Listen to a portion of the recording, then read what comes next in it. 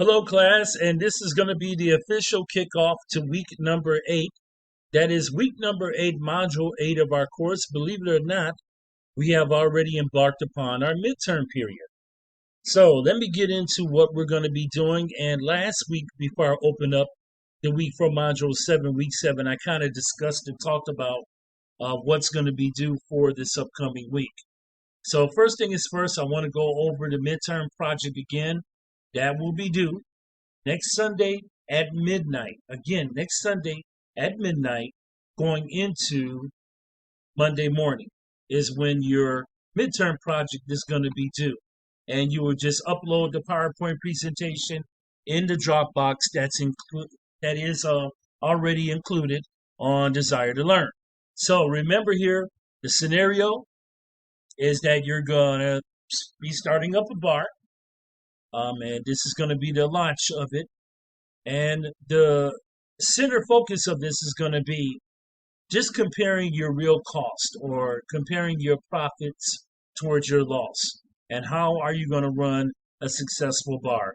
Once again, I have included the website, the link that you can use that will help you in terms of materials, as well as I encourage everyone to use Chapter 7. That is what we're wrapping up today, Module 7 of the textbook, and that chapter was centered around beverage control. So it's going to be an 8 to 10 slide PowerPoint presentation, and these are the following areas that I'm looking for you all to cover: the startup costs, licenses and permits, your operating costs, also your comparison of profit and loss, as well as final words that you will have. Now, remember now, this project is going to count as 30% towards your final grade.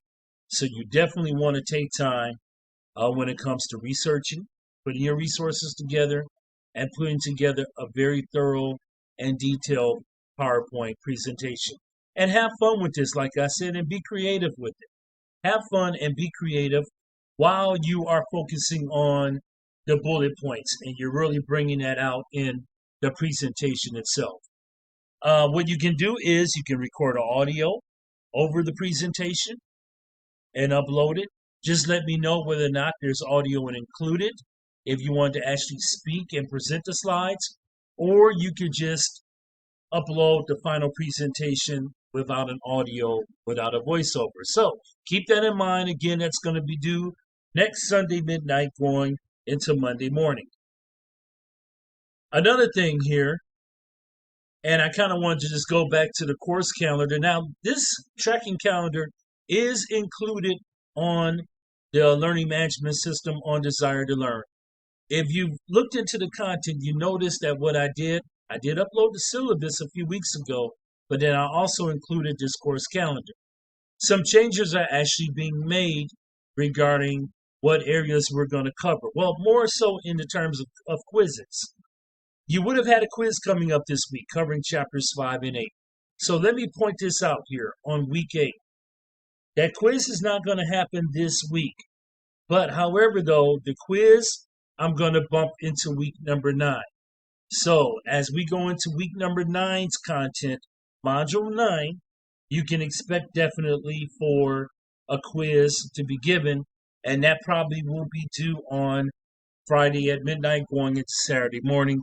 And that's something I would definitely put up in the news feed of Desire to Learn to let you know when the quiz is supposed to be due. Also, keep in mind this, that the following Sunday after that, as we conclude week 9 going into week number 10, the second section of your final paper is going to be due. Now, for some of you all, I never received the first section of your final paper. And keep this in mind, class. Every time that you submit a section of the final paper, I'm grading that, and you're getting points rewarded for that. If you don't turn in a section of the final paper, points are being deducted. That is going to have an impact on your final grade. The final paper itself is worth 40% of your final grade.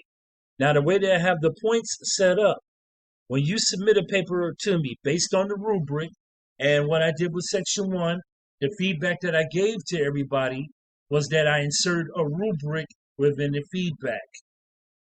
That's 10 points for every section that you turn in. That's going to have a major impact, class, on your final grade. So, this is not a plea to everybody, but this is a high recommendation.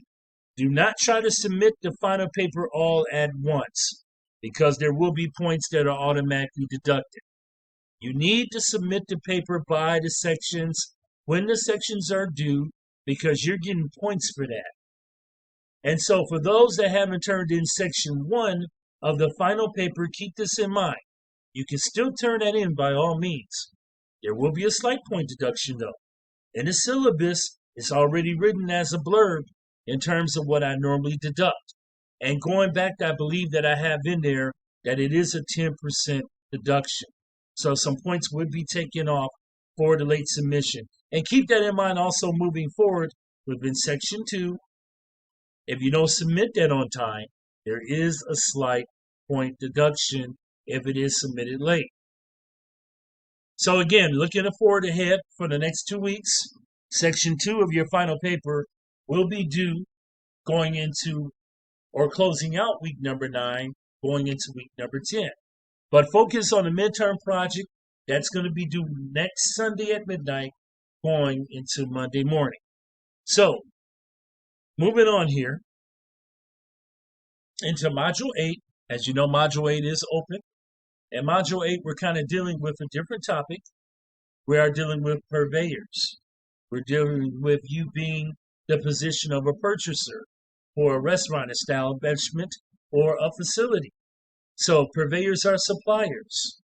Okay, and so what you're going to be doing is you're going to be meeting the needs of the chef. What does the chef need in terms of product? What do they need in terms of ingredients? Keep in mind, product differentiation is something that most restaurants do normally market. And they market that, okay, for the purpose of giving a variety in terms of a selection to the customer, which of course should turn into more profit for the establishment itself.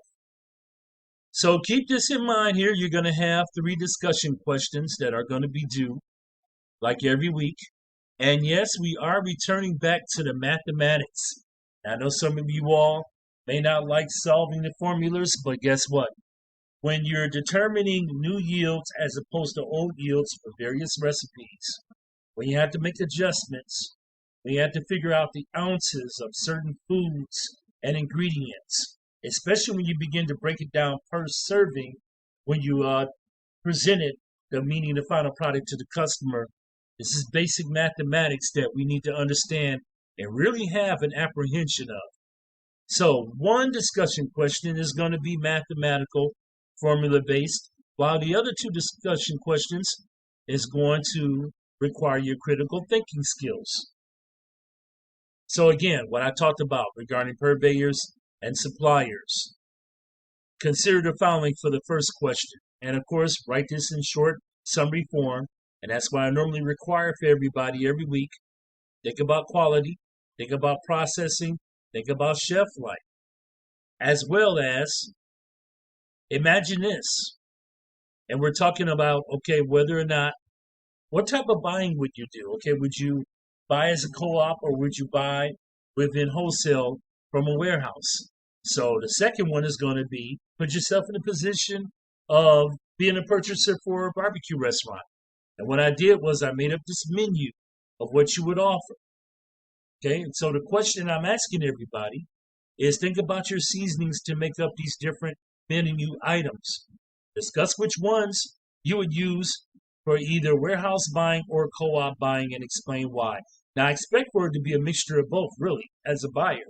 But some of these things you will buy co-op, some of these things you will buy wholesale within a warehouse. And what do I mean by a warehouse? For example, Sam's Club or Costco. Those are examples of warehouse buying or buying by wholesale. So these 3 discussion questions, of course, will be due by Saturday, midnight going into Sunday.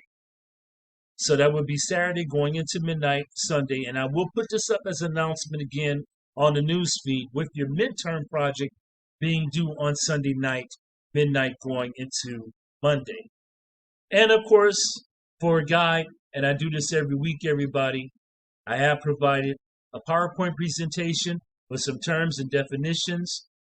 Now, I recommend everybody looking at these PowerPoints. Why? It's because when the quiz comes up, which will be in Module 9, Week 9, you will probably see some of these questions on the quiz. Not only for week number 8, but consider this: week number 5, week number 6, and week number 7. The quiz is going to be centered around chapters 5 through 8. So look at these PowerPoints, because you could probably use this as a study guide and compare it with the textbook in terms of what's already written within the text. Okay, so what I will do, everyone, again, in the news feed, I will let you all know that this module and week is officially open for Module 8, Week 8. And what I want you all to do is I want you all to take into consideration the due dates for all the assignments. All of this stuff is going to be referenced in writing in the news feed. So you will definitely see it in the news feed. So I recommend everybody pay attention to the news feed at the beginning of every week. Look at the action items in terms of what I'm saying that's due. Make sure that you do the discussion questions. I'm beginning to notice that a few students are beginning to kind of fall off a little bit with the discussion question post. Do not do that. You know why? Because you get points. Those discussion questions every week that you do, those are assignments, weekly assignments. So please keep that in mind and make sure that you are responding to those discussion question posts within a timely manner. Okay, that's going to do it, everyone. Again, hope that everybody's enjoying their weekend. And as always, I am accessible by email. Or if you have to speak to me on an emergency basis, you can also call me on my phone. You know the hours of availability, 7 days a week, 9 a.m. to 9 p.m. Now, it's not like that I sit on my phone waiting for calls. I do have other things going on, but my phone is open. And if I don't respond to your call right away when you call, leave a voicemail message, and I will return your call when I'm able to. Okay, everybody, have a great week, and I will be talking to you soon.